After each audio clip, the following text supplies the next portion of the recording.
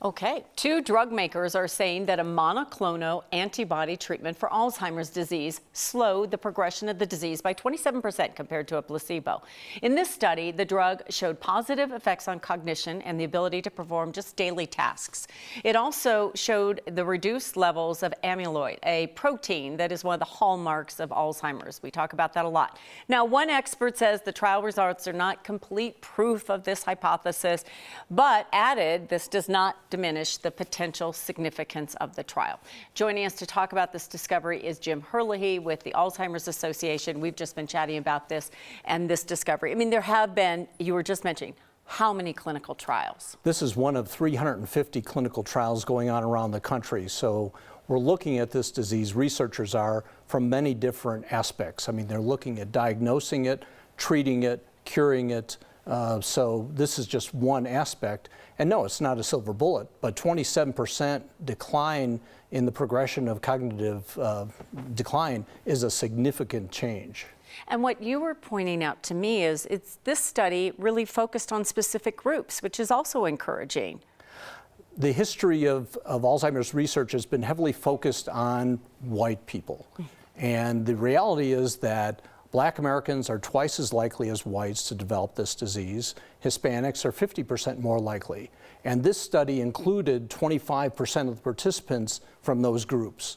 So we're hopeful now that we'll start to see some patterns that can help in terms of prescribing treatments.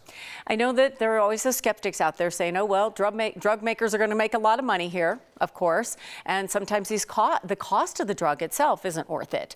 But when you think about how long we've been dealing with this, and we were talking about so often it's diagnosed so late in life, and late on in the disease. It is. I mean, the reality when you're talking about cost is 1 out of every 5 Medicare dollars is going towards Alzheimer's care. $350 billion a year is going towards Alzheimer's care. So in terms of the cost of the drug, if you can improve somebody's quality of life, if you can extend their quality of life by a couple of years, how do you put a dollar value on that?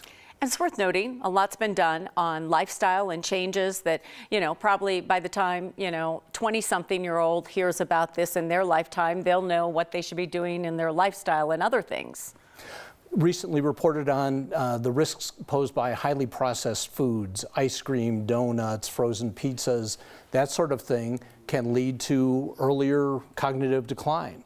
We're also finding, we've learned a couple of years ago, that lowering blood pressure from 140/80 to 120 reduces the risk of Alzheimer's by 17%.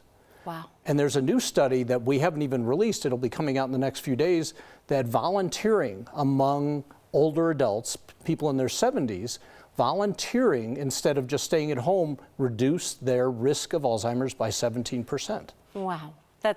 All of this is so important, and we know just so many people are diagnosed, and the Colorado chapter of the Alzheimer's Association is a good place to turn to if you need help and you're one of those families. Absolutely, and everything we do is at no charge to families, so people can call us with questions.